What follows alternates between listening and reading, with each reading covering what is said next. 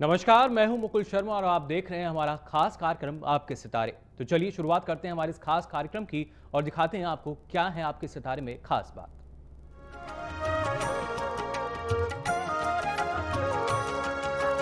महालक्ष्मी च विद्महे विष्णुपत्नै च धीमहि तन्नो लक्ष्मी प्रचोदयात्।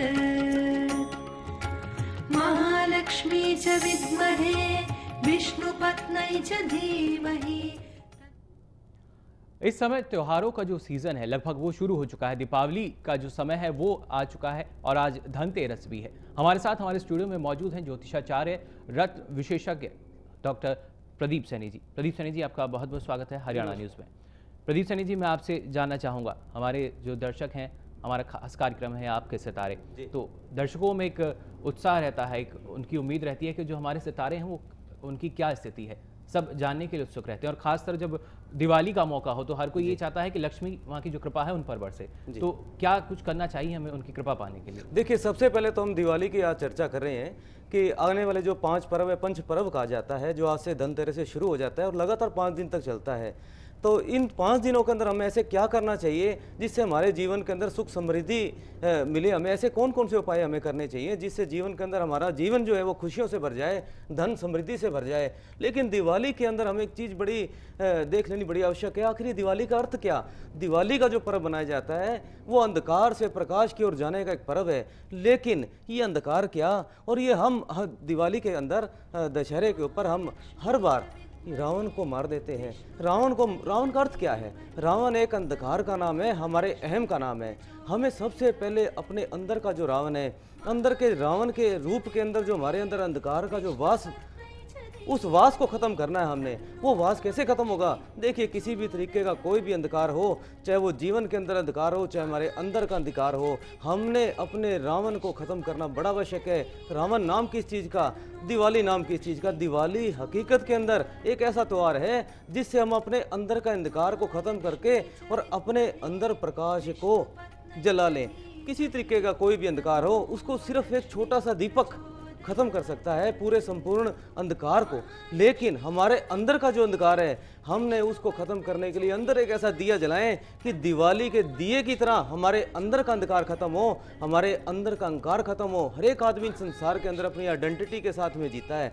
आइडेंटिटी का नाम ही अंधकार है, आइडेंटिटी का नाम ही अहंकार है। जितने हम अंदर से छोटे होते चले जाएंगे उतने ही हम बाहर से बड़े होते चले जाते हैं। प्रत्येक आदमी अपनी आइडेंटिटी को बड़ा करने के अंदर जीवन बिता देता है। जितनी बड़ी आइडेंटिटी होगी इंसान की बाहर से, अंदर से इंसान उतना ही छोटा होता चला जाता है। लेकिन जितना हम अपने आप को अंदर से बड़ा करना चाहते हैं तो हमें अपने आप को अंदर से, अपने आइडेंटिटी को, अपने अहंकार को उतना ही छोटा करना पड़ेगा। जिस दिन हमारा अहंकार छोटा होते होते होते खत्म हो गया, उसी दिन दिवाली का जो दिया है वो हमारे शरीर के अंदर जब जलेगा तभी हमारे मन का अंधकार खत्म हो सकता है। तो ये स्थितियाँ हैं। देखिए, दिवाली वाले दिन क्या स्थिति बनती है। सूर्य एक ऐसा ग्रह है जो अंधकार को खत्म करता है पूरे ब्रह्मांड के। एक चंद्रमा एक ऐसा ग्रह है जो पूरे अंधकार को खत्म करता है। जब देर रात के समय जब शनि का अंधकार फैलता है, राहु का अंधकार फैलता है, उस अंधकार को खत्म करने के लिए जब रात्रि के अंदर सूर्य देवता हमारे नहीं होते, सूर्य ग्रह हमारा नहीं होता, तो उस स्थिति के अंदर चंद्रदेव जो ऐसे हमारे हैं जो अंधकार को खत्म करने की क्षमता रखते हैं। लेकिन कार्तिक महीने के अंदर सूर्य नीच अवस्था के अंदर आ जाते हैं।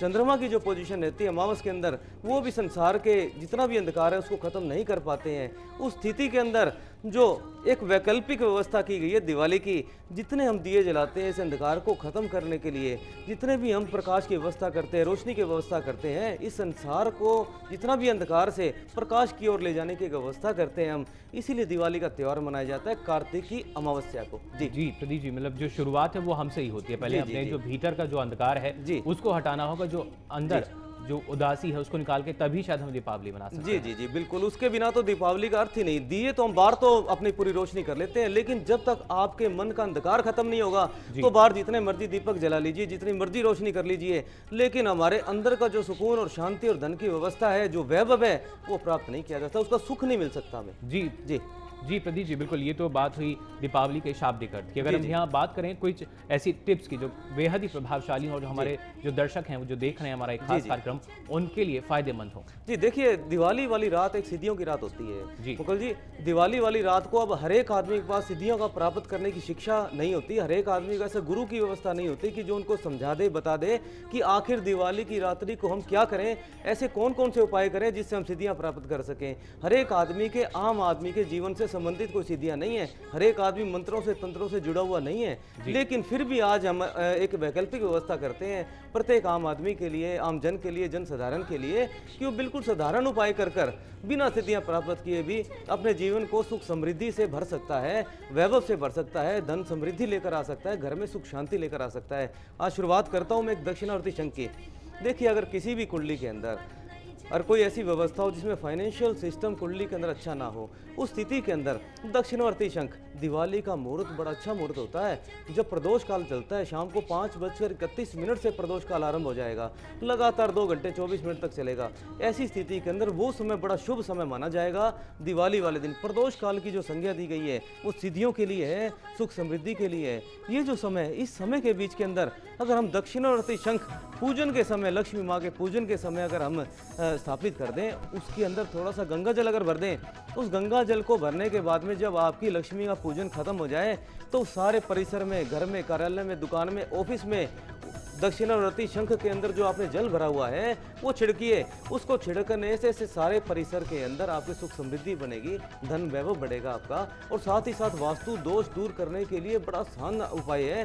तो दक्षिणावर्ती शंख के अंदर गंगा जल भरकर अपने परिसर के अंदर अगर आप छिड़काव करते हैं, किसी तरीके का कोई भी वास्तु दोष भी क्यों ना हो, वो सारा का सारा खत्म हो जाता है। और छिड़काव करने के बाद में श्री यंत्र भी आप स्थापित कर सकते हैं दक्षिणावर्ती शंख के साथ में, और अपने कार्यालय के अंदर, ऑफिस के अंदर, मकान के अंदर दक्षिणावर्ती शंख स्थापित करिए। जी प्रदीप जी, आपने यहाँ बात की दक्षिणावर्ती शंख की, तो कुछ ऐसी पौराणिक मान्यताएं भी होंगी जो इनसे जुड़ी हुई होंगी। देखिए, पौराणिक मान्यता यह है कि जब समुद्र मंथन के समय माँ लक्ष्मी का जब अवतार हुआ, जब समुद्र से प्रकट हुई, तो इनके साथ में कमल का फूल, रतन और साथ ही साथ शंख का भी उदय हुआ। तो माँ लक्ष्मी के भ्राता के रूप के अंदर माना जाता है शंख को, और ये मान लिया जाता है कि जहाँ पर दक्षिणावर्ती शंख रहते हैं वहाँ पर नारायण का वास माना जाता है। देवी लक्ष्मी आराध्य है हमारी धन के लिए, लेकिन अगर हम सिर्फ लक्ष्मी माता को अगर पुकारते चले जाएंगे, बुलाते चले जाएंगे, तो कुछ समय के लिए विराजमान हो सकती है, लेकिन सदा के लिए नहीं। स्थायित्व के लिए हमें नारायण का वास, हमें ऑफिस में, कार्यालय के अंदर बड़ा आवश्यक है।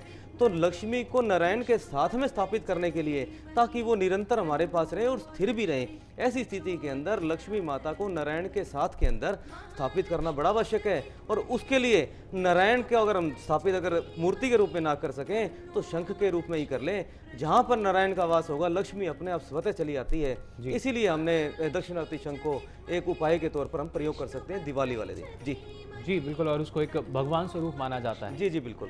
जी प्रदीप जी, अगर यहाँ बात करें हम श्रीयंत्र की, तो श्रीयंत्र की जो पूजन है वो कितना महत्वपूर्ण और कितने फायदे हैं उससे? देखिए, श्रीयंत्र एक लक्ष्मी का यंत्र है। यंत्र पहले कहते किसको है, मेरे मित्रों को बताना चाहता हूँ, दर्शकों को, कि यंत्र एक घर है। जैसे हमारा मकान है जिसमें हम विराजमान रहते हैं, ऐसे देवी देवताओं को विराजित करने के लिए, उनको स्थापित करने के लिए एक घर की तो आवश्यकता पड़ती है। अगर कोई तोता भी लिया है और चिड़िया भी घर में अगर हम स्थापित करना चाहें तो उसके लिए भी घोंसला बनाना पड़ता है। इसी तरह ही देवी देवताओं को अगर घर में हमने बुलाना है तो उस स्थिति के अंदर उनका घर अपने घर में, अपने ऑफिस में, कार्यालय में स्थापित करना बड़ा आवश्यक है। क्योंकि जिस स्थिति के अंदर वो रहना चाहते हैं, जिस घर में वो रहना चाहेंगे, वो घर एक यंत्र के तौर पर हमें अपने घर में स्थापित कर सकते हैं। उस यंत्र के अंदर, जैसे श्री यंत्र की हम चर्चा कर रहे हैं आज, तो श्री यंत्र लक्ष्मी का एक घर है। पहले अगर हम उसका घर अगर अपने घर में स्थापित करें और फिर उनको इन्विटेशन दें, उनको निमंत्रण दें कि उसमें आने के लिए, तो उस स्थिति के अंदर श्री यंत्र काम करता है। श्री यंत्र भी कई तरीके के आते हैं मुकुल जी। जैसे एक सफटी का श्री यंत्र सबसे ज़्यादा उत्तम माना जाता है। सेफ्टी का श्री यंत्र एक अगर घर में स्थापित कर दिया जाए तो उसके अंदर लक्ष्मी का वास निरंतर बना रहता है। और श्री यंत्र में सेफ्टी के अंदर ये खासियत होती है, घर की जितनी भी नेगेटिव ऊर्जा है वो सारी की सारी नेगेटिव ऊर्जा को रिमूव कर देता है, पॉजिटिव ऊर्जा में कन्वर्ट कर देता है। अब हम अपना एक अगले उपाय की तरफ चलते हैं। जो टिप्स है आज का हमारा खास तौर से आपके लिए दिवाली के ऊपर।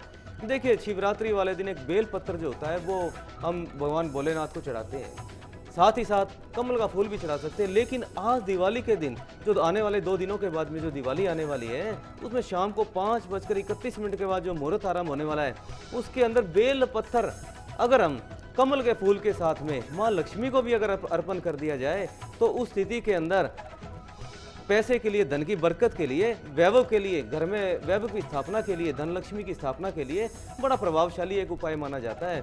सिर्फ शिव के लिए, भोलेनाथ के लिए ही बेलपत्र नहीं, माँ लक्ष्मी को भी बड़े प्रिय है ये बेलपत्र। अगर बेलपत्र के साथ में कमल का फूल चढ़ाया जाए दिवाली वाले दिन लक्ष्मी पूजन के समय, तो भी आपके घर में वैभव की स्थापना हो सकती है। जी प्रदीप जी, और ऐसी तमाम चीजें हैं जो अभी हमें टिप्स बता रहे हैं, फिर चाहे दक्षिणावर्ती शंख की बात हो या बेलपत्र या कमल के फूल की बात हो, तो कहीं ना कहीं जो दर्शक हमें देख रहे हैं उनके लिए फायदे की बात यह है, और शायद लक्ष्मी जी को प्रसन्न किया जाता है, किया जा सकता है इन सब तरीकों से। जी बिल्कुल किया जा सकता है, क्योंकि देखिए हर एक जीवन के अंदर जितनी भी हम चीजें दृश्यमान है, सबके अंदर परमात्मा का वास माना जाता है। इस प्रकृति के अंदर जितनी भी चीजें दृश्यमान हो रही हैं, वो सारी की सारी उस परम पिता परमात्मा परमेश्वर के अस्तित्व है, उसी के शरीर का एक हिस्सा है। एक ये स्थिति बनती है कि प्रकृति के अंदर, प्रकृति को माँ पार्वती माना जाता है, आदि शक्ति माना जाता है, और जितनी भी जो पुरुष जो है वो हमारे जो शास्त्रों के अंदर वर्णन किया गया है वो शिव को माना गया है। तो प्रकृति और पुरुष के बिना देखिए जीवन के अंदर किसी भी संरचना को किया नहीं जा सकता। उसी तरह से ही ये जितनी भी चीज़ें हैं वो सारी की सारी चीज़ें परमात्मा के अंदर निहित हैं, विराजमान है। एक परमात्मा का एक हमारे शास्त्रों के अंदर एक निराकार रूप माना गया है। निराकार का मतलब जिसका कोई आकार ना हो। आपके अंदर, मुझ में जितने भी संसार के अंदर चीजें दृश्यमान हैं, उन चीजों के अंदर ही परमात्मा ने अपना स्वरूप देखा है। परमात्मा ने हकीकत के अंदर अपना जन्म लिया है। आप में और हम में अपने आप को मान लेते हैं कि आप और हम में, लेकिन हकीकत में वही जीता है, वही देखता है, वही खाता है, वही पीता है। हमने जहाँ पर हम कर्ता स्वरूप के अंदर आ जाते हैं, हमारी दिक्कत वहीं से शुरू होती है। जी मैं आपको यहाँ रुकना चाहूंगा। एक गुड़गांव से दर्शक सतीश हमारे साथ यहाँ जुड़ चुके हैं। जी सतीश जी, क्या पूछना चाहेंगे? सतीश जी, आप मुझे सुन पा रहे हैं? तो भी तकनीकी कारणों के चलते हमारा संपर्क नहीं हो पा रहा है। सतीश हमारे साथ प्रदीप जी यहाँ मौजूद हैं। लगातार जो टिप्स हैं वो हम अपने दर्शकों तक पहुंचा रहे हैं, जिससे जो उनकी दीपावली है वो शुभ हो सके, और जो लक्ष्मी का ना सिर्फ पूजन बल्कि कैसे लक्ष्मी माँ की कृपा उन पर बरस सके, उसके लिए हमारे साथ प्रदीप जी यहाँ लगातार मौजूद हैं और आपको टिप्स दे रहे हैं। जी हम तीसरे टिप्स की बात करते हैं, जो दिवाली के दिन आपके बड़े महत्वपूर्ण हो सकता है। देखिए लक्ष्मी के स्थायी निवास करने के लिए हमें श्री यंत्र की हम जैसे चर्चा कर रहे थे, तो श्री यंत्र तो हमने स्थापित कर लिया, फिर उसकी पूजा प्राण प्रतिष्ठा मंत्रों के बिना यंत्र चलायमान नहीं होते। अब उसके चलायमान करने के लिए एक मंत्र बता देना चाहता हूँ आपको। उस मंत्र को बड़े ध्यान से देख लीजिए और अपने नोट कर लीजिए कि दिवाली वाले दिन जब आप श्री यंत्र की स्थापना करेंगे, तो उस समय श्री यंत्र की स्थापना करने के बाद में, उसकी पूजा पाठ करने के बाद में, दीपक जलाने के बाद में, इस मंत्र का आपने 108 बार उच्चारण करके श्री यंत्र को स्थापित करना है। उच्चारण करने का तरीका और जो मंत्र है वो आप प्लीज नोट करिए। ओम ऐं ह्रीं श्रीं क्लीं श्री महालक्ष्मी नमः। देखिए मंत्र के उच्चारण के लिए बड़ी आवश्यक है। जो बिंदी लगाई जाती है ऊपर, वो दुख निवारण होता है। मतलब हम प्रार्थना करते हैं परमात्मा से कि हमारे इन व्यवस्थाओं को ठीक रखे, हमारे दुखों का हरण करे। जो बिंदी लगाई जाती है, ओम एक प्रणव के तौर पर काम करता है। जब तक किसी भी मंत्र के आगे ओम का उच्चारण नहीं किया जाएगा, तब तक वो मंत्र चलायमान नहीं हो सकता। एक किस्म की चाबी होती है मंत्र को चलाने की। तो एक बार मंत्र ध्यान से सुनिए। ओम ऐं ह्रीं श्रीं क्लीं श्री महालक्ष्मी नमः। इस मंत्र का एक माला जाप करने के बाद में ही श्री यंत्र की आपने स्थापना करनी है। जी प्रदीप जी, तो हम ये जो मंत्र प्रदीप जी ने बताया, यकीनन आपने गौर से सुना होगा और लिखा भी होगा, तभी शायद जो लक्ष्मी माँ की कृपा है वो बरस सकती है और आपका जो दीपावली का पर्व है वो शुभ हो सकता है। फिलहाल यहाँ रुकने एक छोटे से ब्रेक के लिए, जल्द हाजिर होंगे आपके सितारे लेकर।